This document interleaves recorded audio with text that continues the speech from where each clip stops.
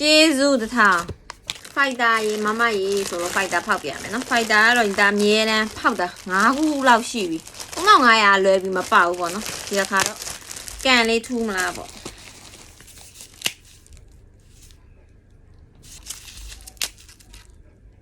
နိုးပါ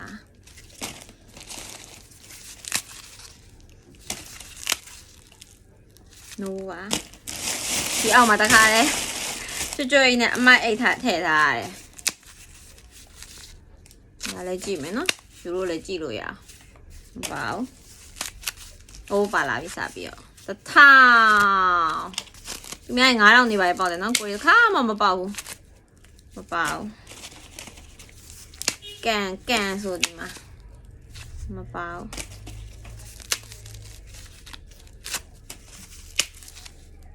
မပေါက်အိုး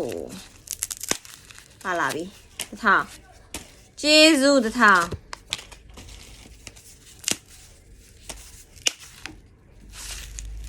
မပေါက် no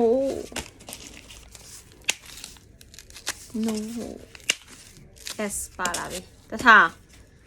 okay တထောင်3ရက်တော့ပေါက်ပြီနော်မပါပါ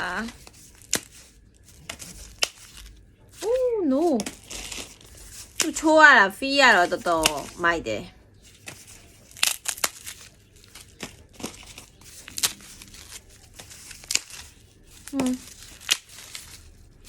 no မပါအိုးထပ်ပါလာပြီ900ဟာ3500တော့ဟုတ်နေပြီထပ်ပါအောင်မလားတော့မပြောတဲ့ကြောင်းလောက်ကျန်နေတယ်ညရလို့9000တို့ပါတော့ပေါက်ပါလားเนาะ1000နန်းတို့ပါတော့လေမပါပါဘူးဗျာမပါပါဘူးဗျာမပါပါဘူးဗျာ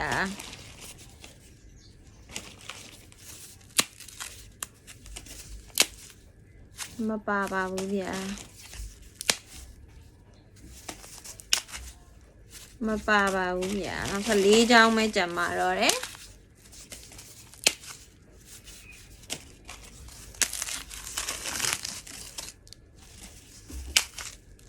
မပါပါဘူးကဲတခြားနှစ်ချောင်းကျန်နေတယ်ဟာတိတ်ပြီးတော့ချင်းနေမကောင်းဘူးပြို့တချောင်းပဲကြံမှာတော့တယ်